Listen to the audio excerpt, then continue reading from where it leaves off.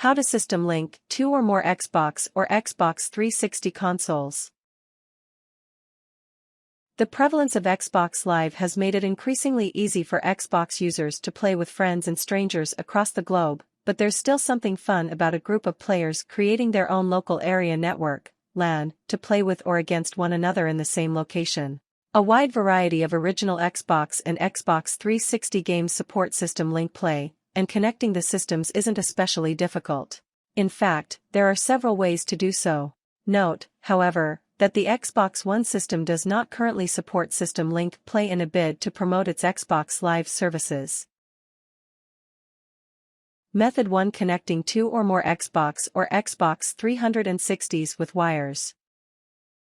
1. Gather needed materials.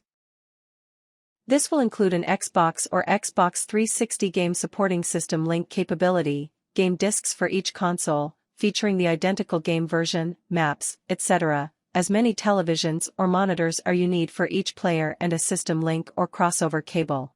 Those wishing to connect more than 2 consoles should also acquire an Ethernet hub, switch or router with enough ports to accommodate the number of consoles in use. You can determine whether a game supports System Link by looking on the back of the game box or in the manual. This will also tell you how many players can join in on System Link Play. Note that standard Ethernet cables won't work without a hub for original Xbox users because they do not negotiate IP addresses. A crossover cable is required instead. 2. Turn off and connect the consoles. Simply use your System Link cable or Ethernet crossover cable to create a connection between the Ethernet port on the back of each console. You'll find the Ethernet port below the AUX port on the original Xbox, Xbox 360e and Xbox 360s editions, and it's located next to the AV port on the original Xbox 360. Those connecting at least 3 consoles will instead use Ethernet crossover cables to connect your consoles, separately, to the network hub, switch or router. Note that some older routers may not work as well. Connect the consoles to your network hub, switch or router in order rather than skipping one of the ports. A standard Ethernet cable, Cat5 or Cat6, will work for original Xbox consoles, so long as you're using a network hub rather than connecting the systems directly. 3. Connect the consoles to separate televisions or monitors. Note that you may wish to assemble your screens so that other players can view them all or only the players. Either way, you'll likely need some space to arrange them appropriately. 4. Turn on your consoles.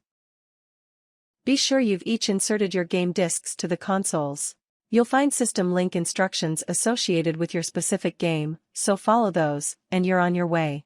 Those connecting at least 3 consoles should switch on their network hubs, switches or routers before turning on the consoles.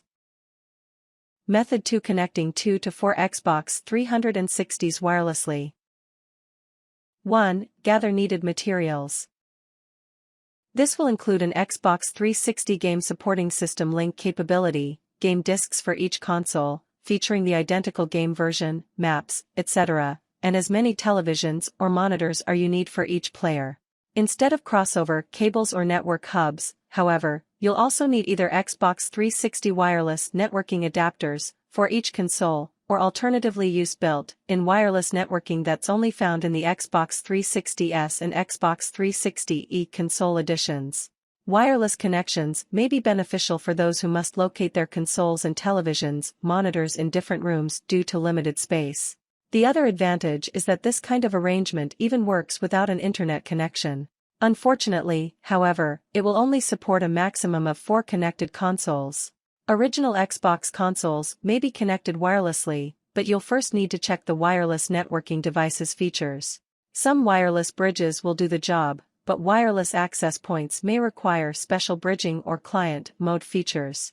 There's no way to combine wired and wireless connections for the same System Link, so you'll need to select the appropriate method accordingly.